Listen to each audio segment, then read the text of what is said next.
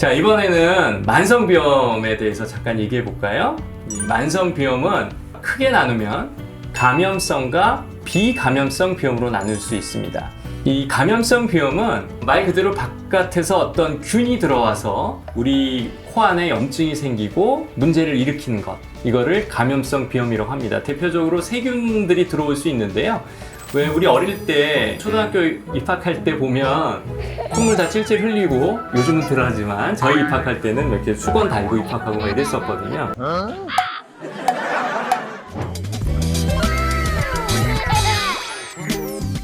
그러니까 세균이나 이런 것들을 만져서 좀 지저분한 손으로 코를 만진다거나 코를 판다거나 이러다 보니까 균이 코 안으로 들어가서 코 안에 있는 부비동이라고 하는 공간들이 있는데요. 거기에 항상 균이 들어가 있고 콧물이 쌓여 있고 이렇게 돼 있는 거를 감염성 비염이라고 하고, 그게 더 진행된 거를 축농증이라고 합니다. 또 하나의 만성비염은 비감염성 비염이라는 게 있는데요. 이 비감염성 비염에는 우리 조금 전에 송 원장님 얘기하셨던 알레르기 비염이라는 게 대표적인 거고요. 그러니까 균이 들어간 건 아니지만 항원이라든지 면역 반응을 좀 과하게 일으킴으로써 문제를 일으키는 알레르기 비염도 비감염성 비염이고요. 또 하나는 코의 구조에 문제가 있어도 비감염성 만성비염으로 전이되는 경우가 있습니다. 대표적으로 이제 많이 들어보셨을 거예요. 비중격 망곡증이라는 게 있습니다. 말 그대로 비, 코, 중, 가운데 있는 격.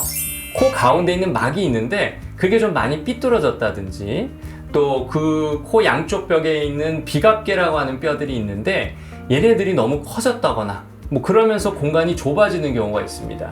우리 비밸브라고 하는 코가 숨을 쉬는 데 있어서 굉장히 중요한 부위가 있는데 그 비밸브가 자기 역할을 잘 못하게 되죠. 그래서 이제 숨쉬기도 힘들게 되고 공기가 잘 걸러지지 않으니까 뭐 축농증이라든지 수면무호흡증이라든지 이런 여러 가지 문제를 유발하게 되는 겁니다. 그 만성비염에서는 또 콧물이 많이 나고 코막힘도 심한 경우들이 많은데요. 그래서인지 입으로 호흡하는 호흡도 많이 하십니다.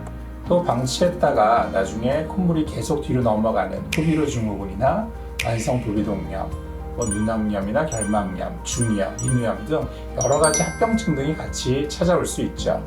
그래서 사실 만성비염이라고 하는 것이 완전히 없애기는 좀 어려울 수 있지만, 사실 적절한 치료를 받으시면 비염이 있는지 없는지 잘 모르고 지내실 수 있을 만큼 생활에 큰 불편함 없이 살아가실 수는 있습니다. 그래서 이제 비염 치료는 크게 얘기하면 약물 치료가 있고 비약물 치료가 있습니다. 이제 약물 치료는 그 원인에 따라서 적절한 약물로서 증상을 완화시키고, 또 균이 들어갔을 때는 그 균을 없애는 그런 약물 치료를 받아서 그 원인을 제거하는 거고요. 일상생활에서 할 수 있는 방법 중에는 코세척이라고 하는 방법이 있죠. 그러니까 우리 눈 나쁠 때 안경 쓰듯이 코가 자기 역할을 못하면 이 생리식염수 코 안을 자꾸 씻어주는 그런 방법들을 통해서 코의 기능을 이제 도와주는 거죠. 그런 방법도 있고, 구조가 문제가 있다. 그럴 경우에는 이제 수술을 하면 정상적인 구조로 돌릴 수가 있고, 그것 때문에 코 기능을 다시 정상으로 돌릴 수도 있습니다. 그렇기 때문에 좀 불편하다 싶으시면 이건 불치병이야, 못 고쳐, 이렇게 생각하지 마시고 가까운 이비인후과를 방문해서 꼭 진료를 받고 적절한 치료를 받길 권유드립니다. 네, 오늘은 비염의 종류에 대해서 알아봤습니다. 잘 이해하셨나요?